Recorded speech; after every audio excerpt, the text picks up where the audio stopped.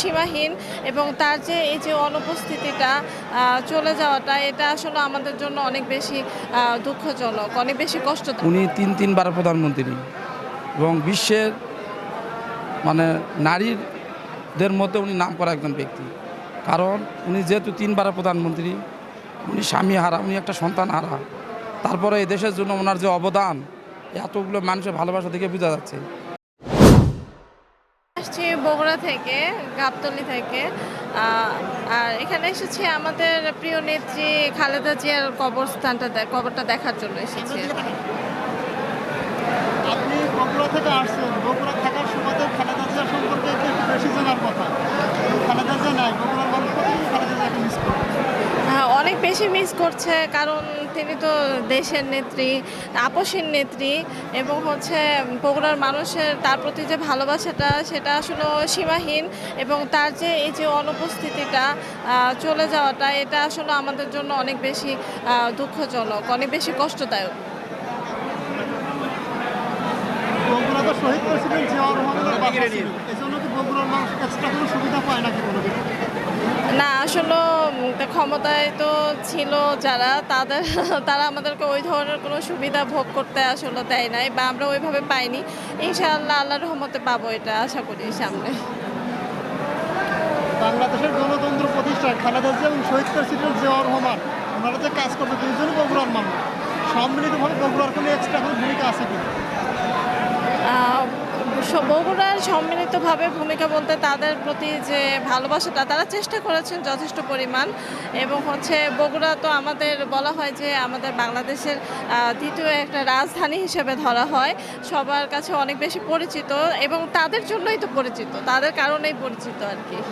সেই ধারাবাহিকতা সামনে আরও সুদূর প্রসারী হবে এবং মানুষের কাছে আরও অনেক বেশি পরিচিত হবে এবং সেই ধারাবাহিকতা বজায় থাকবে ইনশাল্লাহ। জনাব তারেক রহমান তো বগুড়ার একটা আসন থেকে নির্বাচনে দাঁড়ানোর কথা আছে, এই বিষয়টা বগুড়ার মানুষ কতটুকু বগুড়ার মানুষ কতটুকু বেশি এক্সাইটেড বা আনন্দিত মনে করেন? অনেক অনেক বেশি আনন্দিত তারা যে তিনি আমাদের মাঝে ফিরে এসেছেন এবং হচ্ছে অনেক বিপুল ভোটে তিনি বিজয়ী হবেন আমরা আশা রাখি। আপনি কি কখনো খালেদা জিয়া এবং তারেক রহমান কাউকে দেখছেন বা কথা বলছেন কিনা? না, আমার আসলে সেভাবে সরাসরি তাদেরকে দেখার সৌভাগ্য হয় নাই, তবে হচ্ছে আমি গর্বিত যে হচ্ছে আমি তারই ওই এলাকার মেয়ে আর কি, মানুষ, এই জন্য আমি অনেক বেশি গর্বিত। খালেদা জিয়া বা তারেক রহমান ওনারা তো তেমন একটা বগুড়া যায় না, এর জন্য বগুড়া কোনো দিক থেকে বা কোনোভাবে পিছিয়ে আছে কিনা এবং বিগত আওয়ামী ফ্যাসিবাদের সময় বগুড়ার মানুষের উপর আলাদা কোনো নির্যাতন বা অবহেলা করা হয়েছে কিনা?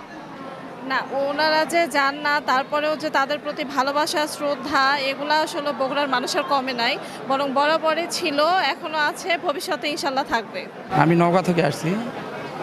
আমি খালেদা জিয়ার মাজার দেখতে আসছি এই জন্য যে উনি তিনবার প্রধানমন্ত্রী এবং বিশ্বের নারীদের মধ্যে উনি নাম করা একজন ব্যক্তি।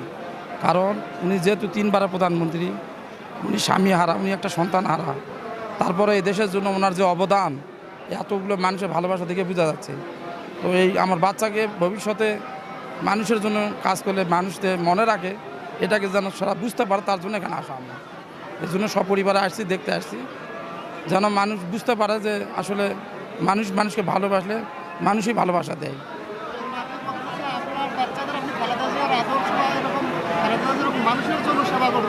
অবশ্যই অবশ্যই অবশ্যই মানুষের জন্যই যেন সেবা করে, ওনারা যেন বুঝতে পারে, তো বলবে যেন আব্বু এখানে কেন নিয়ে আসছে, এত মানুষ কেন।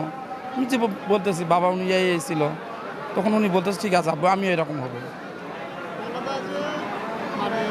দক্ষিণ এশিয়া বা এশিয়া মহাদেশের জানাতে যত মানুষ হয়েছে মানুষের কোনো উপস্থিতি হয় নাই, বিষয়টা কীভাবে দেখবেন?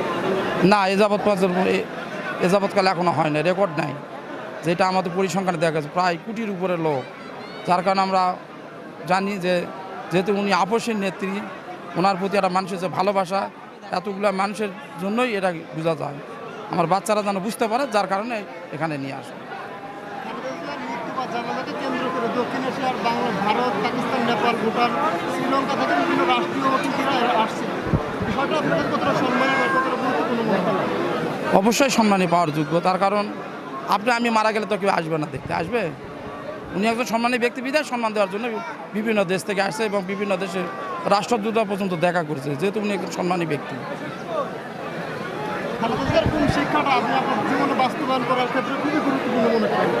বাস্তবায়ন করি এই জন্য যে সাধারণ জনগণ আমরা কিছু হলে আমরা ট্রিটমেন্ট নিতে যাই বিদেশে, উনি কিন্তু বলছে এই দেশেই আমি থাকবো, এই দেশেই যেন আমার মরণ হয়। এটাকে আমি সবচেয়ে বেশি ভালোবেসেছি। খালেদা জিয়ার রাজনৈতিক ভদ্রতা বা ওনার বিনয়, উনি কথাবার্তা করে অন্যকে আঘাত করে বলতো, এই বিষয়গুলো আপনি কিরকম শিক্ষা বা কিরকম মনে করেন? এটাই তো বাস্তব হওয়া উচিত। আপনি কেন একজনকে গালি দিতে যাবেন?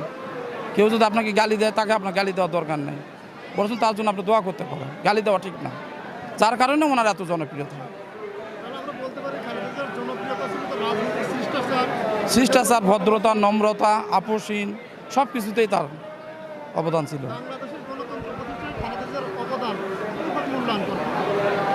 অবশ্যই খালেদা জিয়ার অবদান আছে এখানে। উনি যদি আপোষসভা করতো, তাহলে কিন্তু এদেশে গণতন্ত্র থাকতো না। ওনাকে বিভিন্ন মিডিয়ার মাধ্যমে তো আমরা জানি, তো ওনাকে অনেকভাবে প্রস্তাব দেওয়া হয়েছে, তো তোমার জীবনে যা কিছু লাগে তুমি না দিয়ে চলে যাও। তো উনি চলে গেলে তো আর এখানে হাল দ্বিতীয় কেউ আর হাল ধরতো না। আলটিমেটলি এখানে আর গণতন্ত্র থাকতো না, অন্য কোনো শাসন প্রতিষ্ঠিত হওয়ার সম্ভাবনা ছিল।